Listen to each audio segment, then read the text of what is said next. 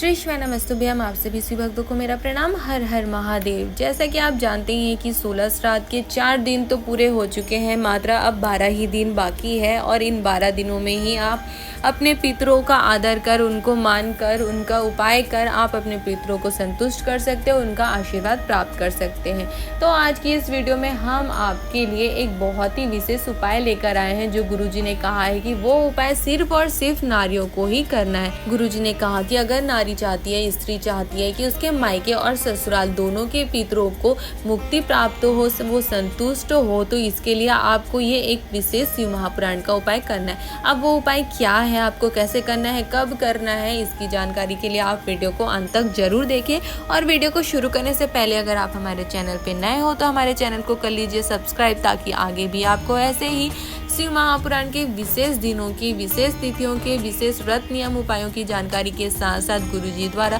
शिव महापुराण की कथाओं में दिए गए विशेष उपायों और विशेष जानकारियों का वर्णन आपको ऐसे ही मिलता रहे और आप इन्हें करके अपने जीवन में आनंद और सुख की प्राप्ति करते रहे। महादेव का आशीर्वाद आप पर बना रहे। तो चलिए अब वीडियो को शुरू करते हैं और जानते हैं कि वो कौन सा उपाय है जो गुरुजी ने सिर्फ नारियों को, स्त्रियों को, माताओं को करने को कहा है। तो ये सिर्फ माताएं कर सकती हैं। तो गुरुजी ने कहा कि नारियों को अपने मायके और ससुराल के पितरों को मुक्ति प्रदान करने के लिए, संतुष्ट करने के लिए यह उपाय आपको 16 श्राद्ध के 16 दिनों में से कोई भी दिन कर सकते हो, या आप चाहे तो बचे हुए बाकी के 11 दिनों में भी कर सकते हो। इसके लिए गुरुजी ने कहा कि जैसा कि आप सभी जानते ही हैं, हमारा शिव महापुराण का कथा हमारी शास्त्र वर्णन करता है कि जब भी घर में रोटियां बनती है तो जो उसकी सबसे पहली रोटी होती है वो गाय को दी जाती है। लेकिन पितृ पक्ष, श्राद्ध पक्ष के 16 दिनों में गाय को एक रोटी नहीं बल्कि 2 रोटी दी जाती है, और अगर एक रोटी भी दी जाती है तो उसे तोड़कर दी जाती है। तो गुरुजी ने बताया कि ऐसा क्यों किया जाता है, इसके पीछे का कारण क्या है, शिव महापुराण इसका क्या वर्णन करती है। गुरुजी ने बताया कि शिव महापुराण की कथा कहती है कि यह आपके पितृ दोष को दूर करने का बहुत ही बड़ा उपाय है।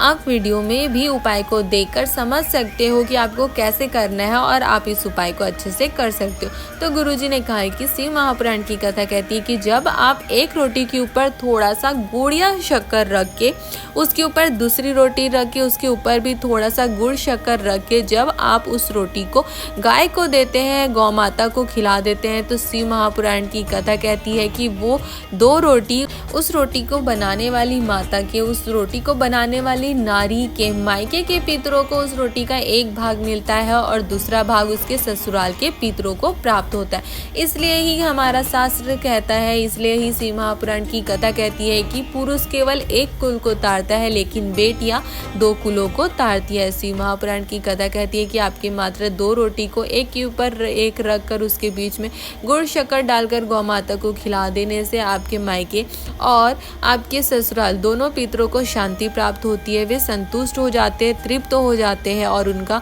आशीर्वाद सिर्फ आपको ही नहीं बल्कि आपके मायके और ससुराल दोनों को प्राप्त होता है। और आपके मायके और ससुराल में कभी भी पितृ दोष नहीं लगता है। घर में हमेशा शांति बनी रहती है, घर में शुभ कार्य होने लगते हैं। जितने जीवन में कष्ट आ रहे होते हैं, तकलीफ आ रही होती है, वो सब दूर हो जाते हैं। कभी भी आपके घर में धन की समस्या नहीं होती है, आपके घर में धन जमा होना शुरू हो जाता है।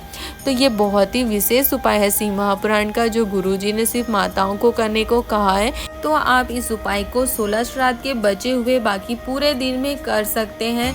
आपको करना ही है। वैसे आप रोज रोटी बनाते ही हैं तो रोज एक रोटी तो गाय को खिलाते ही होंगे। तो इस बार से आप आज से 2 रोटी गौ माता को खिलाना शुरू कर दीजिए, थोड़ा सा गुड़ और शक्कर डाल के। मात्र इतना कर देने से आपके पितृ देवता प्रसन्न हो जाएंगे, खुश हो जाएंगे और आपके भी जीवन को खुशियों से भर देंगे, आपकी झोलियों को खुशियों से भर देंगे। तो ये थी शिव महापुराण की एक विशेष उपाय की जानकारी। अगर आपको आज की ये जानकारी अच्छी लगी हो तो आप हमारे वीडियो को लाइक कर सकते हो और अपने परिवार वालों के साथ या अन्य शिव भक्तों के साथ इसे शेयर भी कर सकते हो, ताकि उन्हें भी शिव महापुराण की ये विशेष जानकारी प्राप्त हो सके और वो माताएं भी इस उपाय को करके अपने पितरों का आशीर्वाद प्राप्त कर, महादेव का आशीर्वाद प्राप्त कर अपने जीवन के सारे दुख, तकलीफ, कष्टों को दूर कर अपने जीवन में आनंद और सुख की प्राप्ति कर सके।